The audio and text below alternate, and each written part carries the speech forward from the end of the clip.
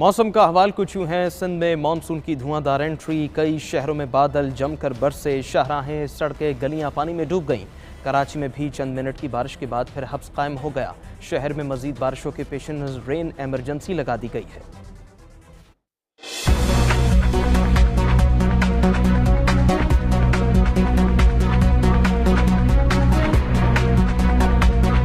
सिंध में मॉनसून ने बाकायदा एंट्री दे दी। तेज हवाओं के साथ बादल खुलकर बरस पड़े। सड़कें, तालाब, गलियां नदी बन गईं। शाहराहों पर भी ढेरों पानी जमा हो गया। पानी घरों और दुकानों में भी दाखिल। शाहपुर चाकर में तूफानी बारिश ने सब कुछ तहस नहस कर दिया। सड़कें, गलियां, बाजार पानी से भर गए। पानी घरों में दाखिल होने से कीमती सामान तैरने लगा।